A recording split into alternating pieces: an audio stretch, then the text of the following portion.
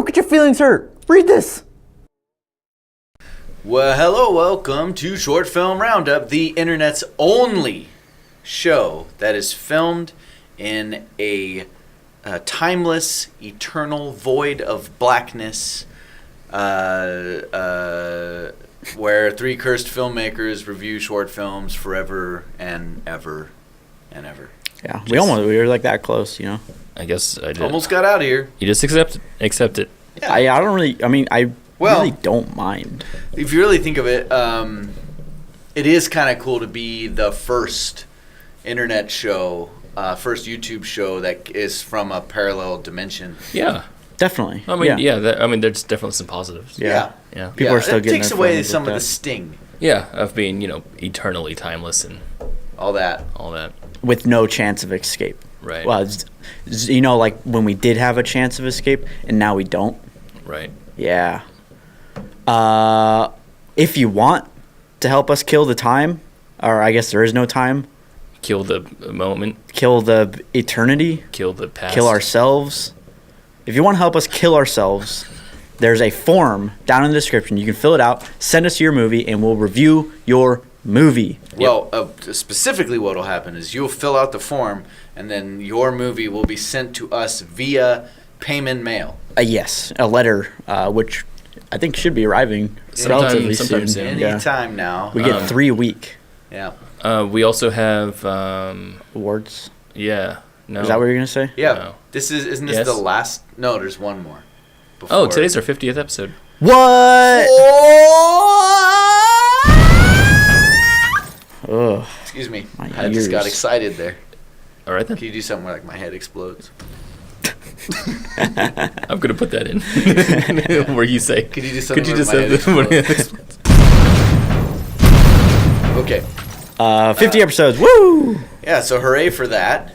We're a couple days away from our award show, January 1st. Tune in to see who is the best of the best of our first year of Short Film Roundup. And, of course, if you're submitting films now, you will be in contention for next year's award show, which we hope will be even bigger and better. Yeah. Much better, because this one sucks. This one's going to suck. Oh, looks like it's that time. What do we got in the red envelope? Oh, here we go. This is... He's so pretentious. Yeah. Sending red envelopes. Termini by Sylvester Ada. Termini. Yeah. All right. Thank you, Sylvester, for sending us Termini. Yes. Through payment mail. Let's check it out. Let's go check it out. There's a link in the description where you can check it out also. Yeah. Click on Please watch it, because the whole episode really doesn't work if you don't watch the movie. That's correct. So go watch the movie. And please comment in our below this video. Tell us if you thought this movie was rad or if it sucked. But be constructive. Yes, be constructive. Actually, just don't be constructive. Whatever. Spew hate. Just spew hate. That's okay. It's free internet. That's what YouTube's used for. Free internet. Do what you want. Go watch the movie. Go watch the movie.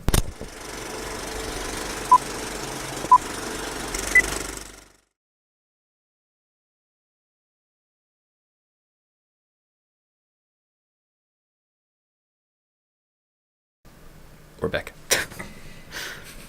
Whoa. I know. What happens every time to where like that's the reaction, like in between, like the reaction of watching every movie and coming out of the theaters, like it's like a mind-blowing experience for us. For us? Yeah. I was gonna say for Kenny. Kenny. Yeah, well, it's because what the people at home are not seeing is that when we go to the theater, our actual consciousness is being sort of like squeezed into a space where we can observe the movie in like a very intimate way. We don't watch it on a screen. We go into the data. We watch it in as ones and zeros. Is that what happened? Yeah. Interesting. It hurts my head. Doesn't happen to me. Anyway. So, Kenny. Hi. How's it going? You doing good? Yeah. Cool. Do you know Sylvester Ada? Do I know him personally? Ada? No, I don't know him. Okay. I was trying to figure out where this was shot. If I have to guess, Atlantic City. That may be a terrible guess. But at first I'm like, oh, this looks like the Bay Area, but then it clearly wasn't by the buildings. It's feeling more East Coasty. There's a waterfront, but then there was casinos. I saw a Caesars casino, which makes me think gambling town, waterfront, Atlantic City. Am I right? All right. Okay. Probably not. Thank you for tuning in to Short Film Roundup. This was also shot on a Blackmagic Cinema Cam. No. No, it wasn't. Totally was. No. It was I shot was on the one who's supposed to say that. T3i. Well, fine, you could say it, but it's obvious. It's practically black and white. I saw it first. Fine. I saw it first. D noticed first that this was shot on a Blackmagic. At least we think it is. I think. Tell us what you thought of this, however you pronounce it. Me? Yeah. Well, this was the most confusing film we've ever covered on our show. I would absolutely agree. Yeah. Yeah, probably. I felt like the filmmaker has a huge idea, just like a really big, complicated idea, and had very limited resources and time to make it. And thus, virtually all of the exposition is done through conversation that is extremely on the nose, Yeah. right? Yeah. Literally saying everything. Yeah. Then we have an action sequence that just was devoid of any kind of context to make it make sense. Like, we can see the things you're doing. We could tell there's alternate timelines. We can tell there's some more time travel. We were able to piece together that he meets his daughter who has come back from the future, and they have some kind of confrontation. But there's no context to make this all piece together or make sense. It just made no sense. And to complicate matters further, that they just decided to sort of randomly sprinkle credits everywhere in this movie. That was weird. Just in any old time, we cut to a slide of names, which Yeah, mean nothing. That was a bit weird. So it was. I want to point out some of the cool things. I mean, it has a really neat look. Yeah. I think they got aesthetic down pretty well. Mm-hmm. Stylization throughout was pretty cool. I love the single source And they stuff. were doing like this kind of. I criticized the dialogue for being super heavy on the nose, but at the same time, if you wanted to embrace that like all the way, it almost had a lyrical feel to it, and so I almost felt like, oh, just go all the way and make this like a spoken word piece. They didn't quite go that way, and so instead it's somewhere in between. So some of that dialogue did sound kind of cool, but in the end it didn't really play to the rest of the movie. It sounded very movie. You know what I mean? It sounded stagey. Well, yeah, it sounded like something that people wouldn't say. It sounded like something someone would write. Yes. Like they're trying to be like None clever of the to each dialogue other. felt real, like things None of it, people yeah. would actually say. Yeah. But man, it was so confusing. It Absolutely. Just I I'm still can't not piece sure. together what happened here. We were trying to, all of us. We weren't able to put together the timeline or the story. We weren't able to put together what happened. We tried several times and we just failed. We got lost around the part that we introduce Bruce with the gunshot, and I know his name's not Bruce. Yeah. But it's the guy who looks. See, but You look like a Bruce. this Look like wasn't a Bruce. confusing just because the story is so thin. No, it's because the The editing. way it was edited and Yeah. shot made it extremely confusing too. For example, the gun grab. Right. Right? So we have this guy who's about to get choked out. At anytime now. There's no. So yeah, you just passed it. Yeah.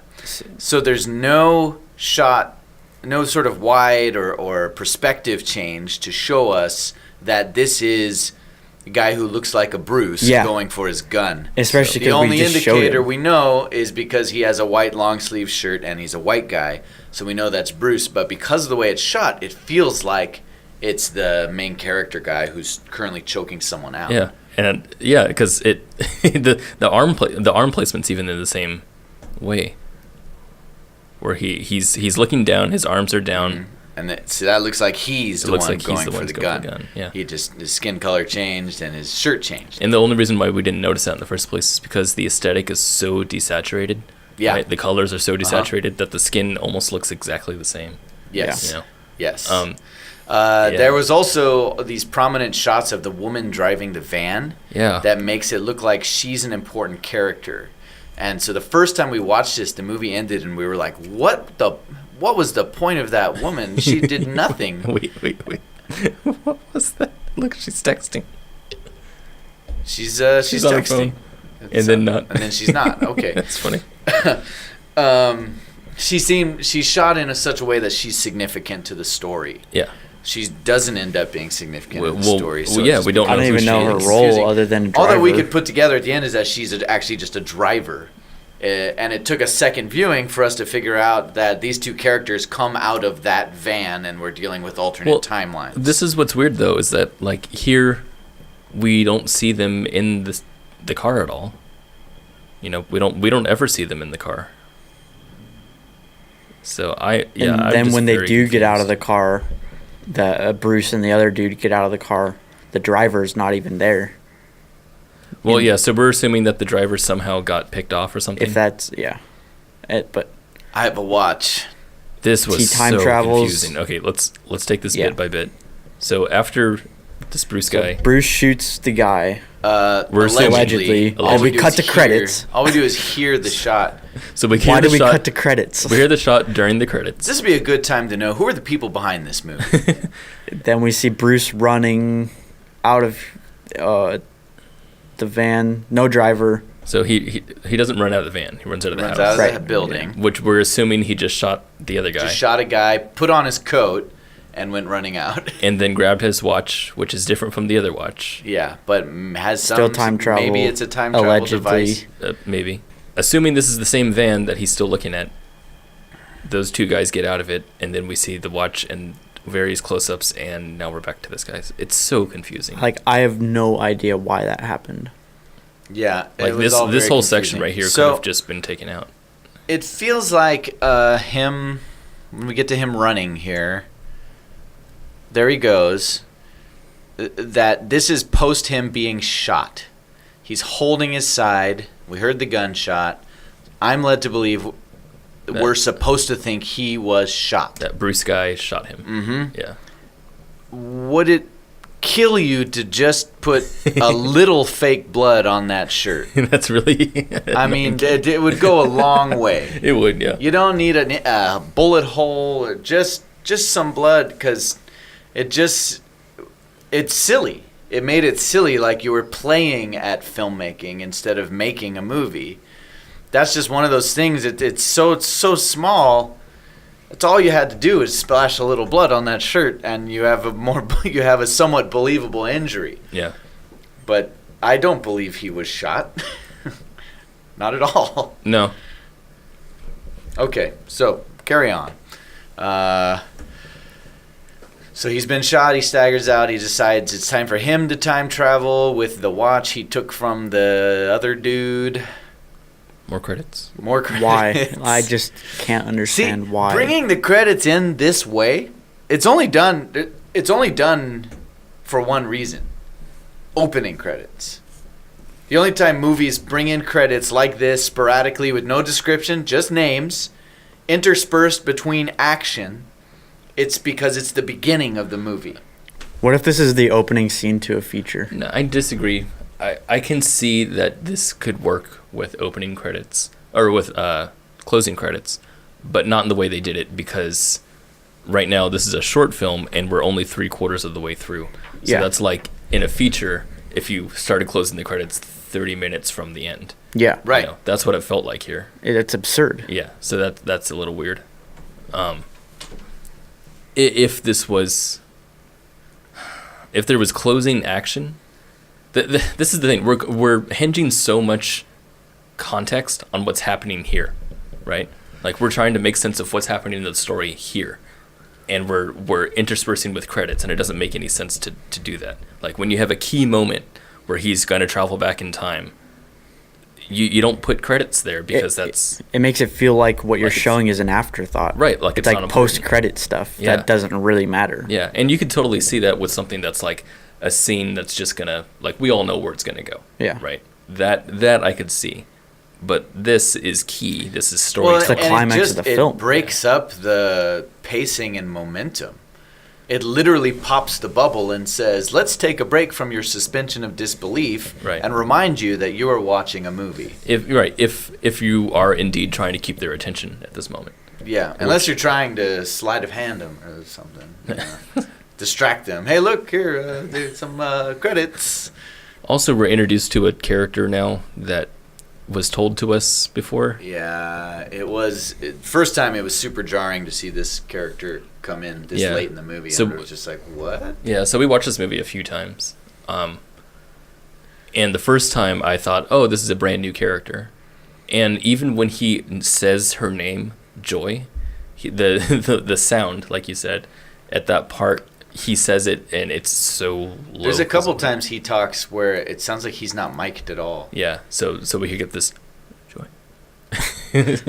And so that's a key moment. That's something you have to absolutely be clear about. So yeah. it took us watching this 2 times and then having a lengthy discussion after the fact for us to figure out that this was his daughter coming to him from the future. Which I'm still Which we're still a little iffy on, but that's kind of what we. I'm pretty to. sure that's it. Well, that's definitely his daughter. It's just not. What we don't understand is why it matters. Yeah, we don't understand why. I don't know why anything in this movie is happening. Like, I don't know why the is going kidnapping on. was happened. Yeah, in the I beginning. don't know what the plot of this movie is. So yeah. I want to draw a line between why this doesn't work and why an experimental expressionist film where an audience doesn't know what's going on does work. You have a piece of glitter on your eye. Wow. Right in there. Yeah, it won't go away. You look very pretty. Glitter sticks. It's gone. I love glitter. Well, I don't think this is an experimental expressionist piece. I think this is a narrative. Oh yeah, absolutely. Right. Yeah. Yes. This is like just a straight time travel movie. Yeah. Right. But what I want to that's my point, though. Is I want to dig into is we're standing looking at this movie and saying there's not enough information here for this movie to work and make sense.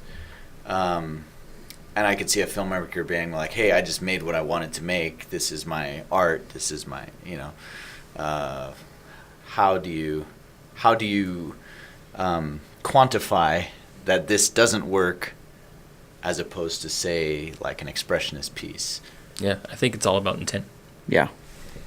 This is clearly trying to tell a story. When you say clearly, I think that's the part also that people get confused over. Is like, How do we you tell? know that?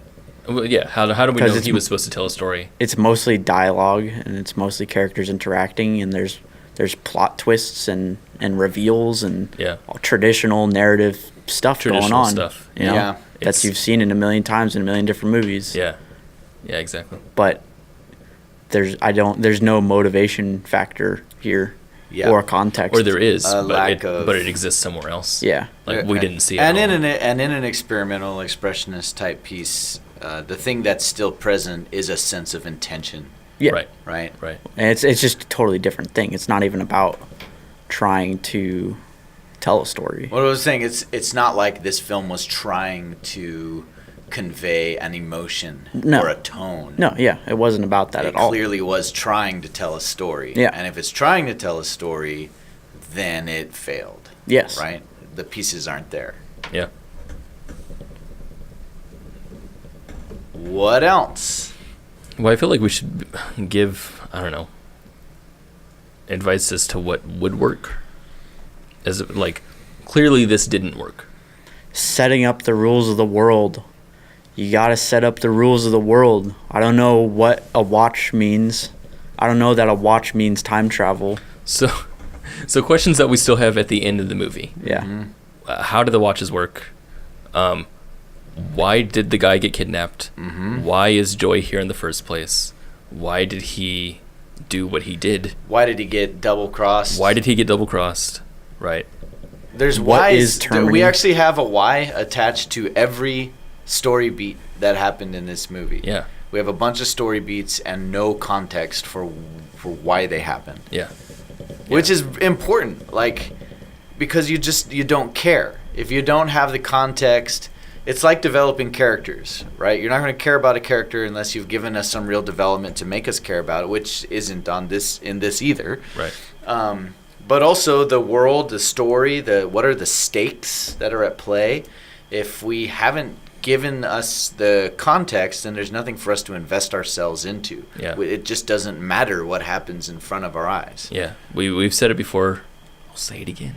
Dialogue should either push the story forward or explain something about the character. What we did in the very beginning was great. That was a great piece of dialogue the guy said about being a 33-degree asshole or some shit. I don't remember. He said something about asshole, I'm going to keep it status quo, whatever.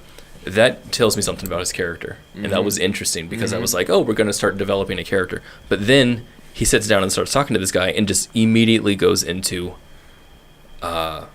expository, where he's just basically explaining things that happened because I got you, or things that happened that you caused, or something like that. They're just talking about the world. Nothing is being pushed forward here. Yep. Rules of the world. Again, so I don't. Harry Potter explains what wands are. And what you can look at a stick and know it's a wand in Harry Potter because they let you know that. Well, there's two different kinds of watches here too that essentially do the same thing, if we're guessing correctly, which is the smartwatch versus the click watch. Right. There appeared.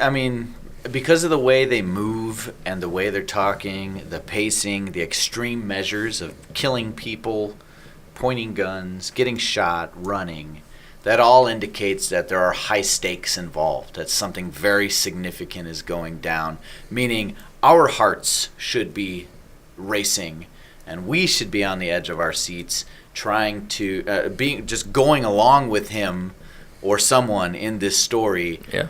Feeling that intensity, but you don't bring an audience with you on that journey if you haven't given them enough to sink their teeth into. Yeah. So I know this is like suggesting a complete reboot, but what this really needs is we need to know who this character is, why they're in the situation they're in, what do they want, what are they missing, what is their problem, and make them a bit more human to us so that we care. Yeah, all of that. Any one of these characters could have died and no audience member would have cared at all. So, questions. Is this part of a larger piece? Is this a huge idea that you have for a feature-length film that you're making into a short as a proof of concept or something like that? I don't know. I've seen films like this where that is the case, where the idea was initially very, very grand, and they're like, we need to make a proof of concept. And so you start whittling down all the pieces that you think you can handle right now. Yeah. And you go and think it stands up as a short. But the rest of that context, the rest of that 2 hours worth of movie is in your head. And that's why when you watch your short, it makes sense. And it looks like, oh, yeah, this is a working movie. But the audience doesn't have the context. Yep. So my other question is... please tell us the context. Yeah, what is this movie about? Yes, I am dying to know. I want to know the story of this movie. I'm curious. Yeah, and it's a little frustrating, too, because you are a proficient filmmaker. Right. I'd say the aesthetic is awesome. Yeah. We've seen films that are equally messy or worse. Yeah. But they're made on a camcorder by a guy in his living room. Right. And so it's actually not that frustrating. We're just like, oh yeah, we've seen this before. Right. But when it's to this scale and we see this kind of talent, it's almost more frustrating because it's what you'd call like a near miss. It's like, oh, we got all this great talent here on the screen. Yeah. We know that you're capable of like some great stuff. Yeah. I mean, and each shot that you had in here did have an intended purpose. It may not have been the purpose that, should have been done at the point, but it was great. There was, you cut in close when something is getting more dramatic. You have a creeping shot when something's supposed to be creepy. Like, that's good stuff. And the lighting is amazing. Aesthetic, the color correcting, all of that. I couldn't figure out if that guy was meant to... Well, I still don't know what he was, But every time they cut to him, he looked like a bartender or a DJ. A DJ. Yeah, the Bruce character. Oh, Who is that? And then that scene I was forgot about this guy. completely out of nowhere. It's just like, what? I don't know. I don't even know what to say about that. I don't know what to say either. It just, it was the most confusing film we've covered so far. Yeah. Yeah. I don't have any questions. Yeah, I don't know. I always feel bad when we just tear a movie to pieces like that, but I don't know if you've watched many other episodes of Short Film Roundup, but this is sort of what we do, you know? I mean, We're all about giving criticism. Kenny's Constructive feeling criticism. very apologetic during the last couple episodes. well, you know, I have this experience where I poured my heart and soul into a feature documentary that I worked on over an entire year. And the biggest mistake that I made was I locked myself into my workspace and made it in a vacuum, in a bubble by myself, without seeking feedback and thoroughly believing my own genius, right? Like thinking that this was very good. And then when it was near done was when I finally decided I'm going to go show it to my mentor, to the man who, like, opinion I prize the most. And he just looked at me and said, "This is a disaster." He's like, "This is a complete mess. It makes no sense whatsoever." And I'm just like, "What? How could you say that? It's a perfectly, sane movie." And he said, "Nope, that's all in your head. Right. You are too close to this content." And that's what this feels like to me. Yeah, being way too close. And ways to get away from that is to constantly have other people look at it. And that feels weird. It feels really weird to have like something that you poured your soul into and then have someone else and say, "Hey, look at this. See if what I did was good," And when it comes to like, it's a difference between expression and just like filmmaking, narrative filmmaking. If you're doing an expressionist piece, that can be a different thing. But clearly you're doing a narrative here. So clearly you want to tell a story to other people. To make sure that you're doing that, you got to have other people look at your stuff during its editing process and see if it makes sense or not. Mm-hmm. Do live table reads. Yeah. Give scripts to friends and trusted colleagues. Not for necessarily for advice. That's not for advice. That's one thing I think people take this the wrong way, is that you don't need someone who's not a filmmaker to tell you how to fix your script. What you do need is to see their face when they don't understand what's happening. Yeah. It's that moment when you're doing a table read and the whole audience is going, "What?" That's what you write down. 20 minutes in, everyone got lost. Right. That's all you need to Look know. closer. That's You it. don't then need you to have to ask analyze that it guy yourself. who's like a plumber Right. what the character should say. You're still the filmmaker. You decide that stuff. Exactly But you that. need to know where it's not working. Yeah, do know you are the expert in this field, but just be aware of people's their minds, how they If work. it doesn't work for somebody, there's a reason for that. And it's your job to figure out why. Exactly that. Exactly. I like the cast of this. Yeah. I just kind of wish they were given A little more? something? honestly, more opportunities to act. Yeah. Like I felt like what I'm calling the main character. Yeah. I feel like he's got quite a bit of breadth that we didn't see. Well, same with the two other characters. The guy the Bruce guy that we're calling Bruce. Yeah. I feel like he was really good, and the girl who played Joy. Yeah. At the end. Yeah. I thought both of them had some chops. Yeah, well, but we didn't just really- wasn't enough there we just to didn't really see it, see, yeah. I want to see more human emotion. Yeah. I mean, the Bruce character, all he is smug. He just kind of goes, "Yeah, I know things you don't know." Right. And maybe that was actually genius casting. You never know. Anyway, so that's what we got. Yeah. That's what we got. Thank you for submitting your film. Yeah, thank you very much. If you have anything else I would love to see more. is maybe different or similar or in the same vein, we're definitely interested in watching it. Absolutely. All right. Even if we were criticizing this. Yeah. Who'da thunk? You A criticism show. You gotta criticizes. you gotta take your medicine. Yeah. Gotta You take gotta your take meds. your medicine. All right. Well, let's await for our next payment mail. All right. I've been, Until next time, Bye. powering down. Oh, until powering down, next yeah. episode.